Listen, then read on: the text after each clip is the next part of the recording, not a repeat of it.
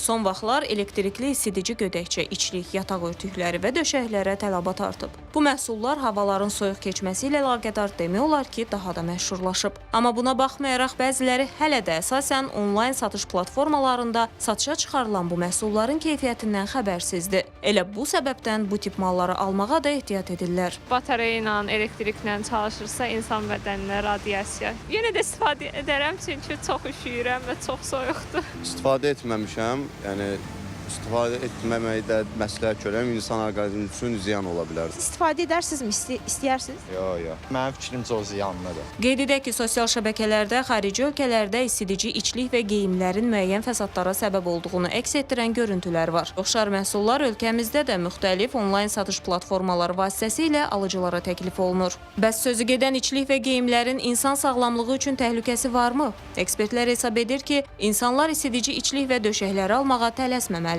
Bunun üçün əvvəlcədən müəyyən araşdırma aparmalı və bunun ona zərər verib-verməyəcəyini müəyyən etməlidir. Gödəkçədir və yaxud da yataq örtüyüdür ki, bunda hər hansı defekt varsa, dəridə yanıqlara səbəb ola bilər və yaxud da bunların partlaması nəticəsində ciddi mexaniki bədəndə xəsarətlər yaranmış ola bilər. Həkim deyir ki, bu tip geyimlər müəyyən xəstəliyi olan insanlara daha çox mənfi təsir göstərər və hətta sağlam insanlarda müəyyən fəsadlara səbəb ola bilər. Şəkərli diabeti olan insanlarda və yaxud da digər sinir problemi olan insanlarda dərisində həssaslıq azaldığına görə bu insanlar uzun müddət istifadə edildiklərində bunlar bunu hiss etmirlər və orada başlayır dəridə ciddi problemlər ortaya çıxmağa. Ürək qan damar sistemi xəstəliyinə çəkən insanların isidici örtüklərdən istifadə etdiklərində bu zaman bunların istilik yükünün artmasına, tərləmələrin artmasına və bu da ürək ritminin dəyişməsini gətirib çıxardır. Qeyd edək ki, terapevt Zakir Quliyev isidici içlik və geyim, habelə döşəkləri sağlam vətəndaşların yalnız zəruri hallarda,